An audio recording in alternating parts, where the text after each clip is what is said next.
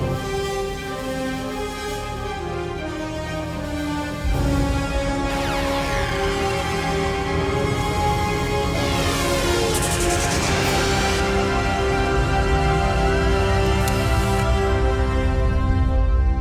going on, everybody? Thank you so much for coming back to another video and another week of The Mandalorian. We are now on the second episode of the second season, Chapter 10, The Passenger. I'm going to go ahead and start this off right now by just going ahead and saying that I actually already filmed this video, filmed for about 8 to 9 minutes, and when I went back and rewatched the video to start editing it, for some reason my microphone and the video were not in sync, so my lips were out of sync with what I was saying, and on top of that, for some reason I sounded like Darth Vader. I've never had that happen, but my voice was like all modulated, and yeah, it's definitely a bummer because I already got a lot off my chest, my first thoughts. So doing this when you mess up like that or have stuff like that happen, you kind of have to refake it all the second time. It definitely sucks, but let's go ahead and get right into this. This episode is directed by Peyton Reed, who many of you may know as the director of Ant-Man and Ant-Man of the Wasp.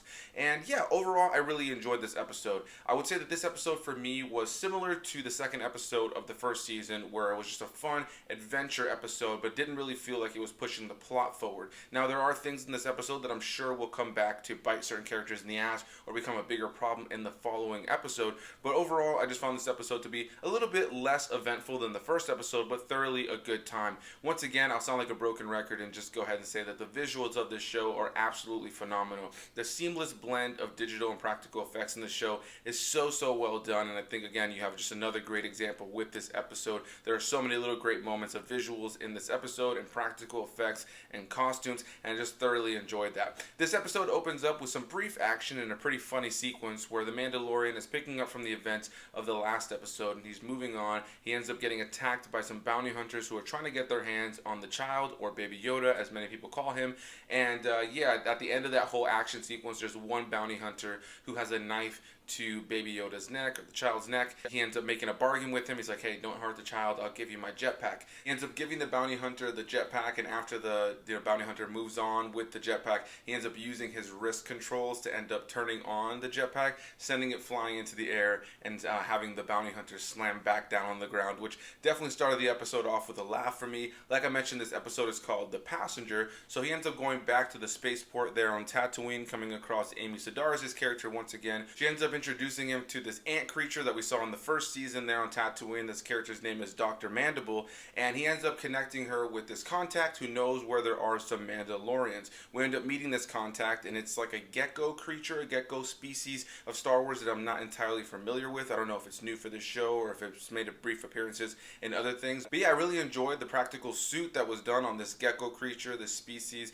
that he ended up having to work with. Like I mentioned, the episode is called The Passenger, so this contact actually needs passage from where they are on Tatooine to this other planet where her husband is waiting for her. She has a carrying case that has all of her eggs in it, and her husband is on a habitable planet for all of them to be able to live their lives, and they can't use light speed, so he has to get her from Tatooine to this planet without light speed, without any trouble, and safely. And yeah, this episode for me just felt a little bit uneventful. For the most part, it was just him taking her over there. They end up coming across some X-Wing pilots from the New Republic. One of them is actually played by Dave Filoni. I'm sure you guys know who Dave Filoni is, and if you don't, he's the director of the Clone Wars and Rebels. He was also involved with things like Star Wars Resistance. He directed certain episodes and did some of the writing for the first season of The Mandalorian, and I'm sure he will do the same for this season. So he's kind of George Lucas 2.0 for a lot of us. But yeah, it was really nice to see him in a bit of a bigger cameo than he had in the first season. But yeah, I really thoroughly enjoyed this episode. There was great little moments that called back to episodes from the first season,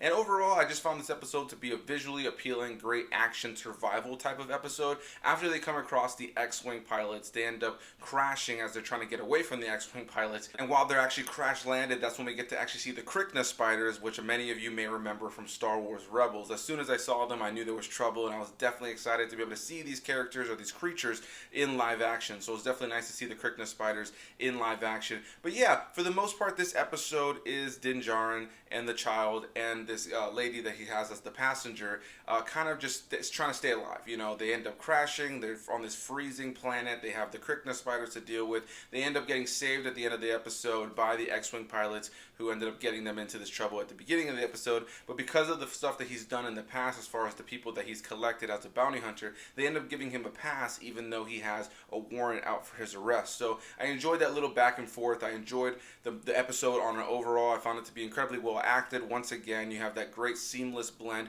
of visual effects, fantastic score that just consistently gives us beautiful moments in that music. I really thoroughly enjoyed this episode. Like I said, it's similar to that second episode of the first season for me, where, you know, it's a fun adventure survival type of episode where the Mandalorian has to do some things to kind of get out of this situation, but it doesn't necessarily feel like it's pushing the plot forward. But yeah, I really had a good time with it. Again, visually appealing. And the one thing that I'm definitely curious to see where it goes with the next episode is that throughout the course of the episode, Baby Yoda, the child, is actually continually eating the eggs as the species, that gecko lady, is not looking at her eggs. Anytime she's not around him, the Baby Yoda is sticking his hand in the container and eating eggs, and, you know, the Mandalorian has to stop him multiple times throughout the course of the episode, and the episode actually ends with him kind of sneaking one into his mouth near the end of the episode. So I have to imagine by the time they get to this planet that they're trying to, you know, get the passenger to, that's going to come back to bite them in the ass, because throughout the course of the episode, as I was watching it, I thought to myself, you know, the child's incredibly cute. I'm really enjoying his presence on screen, but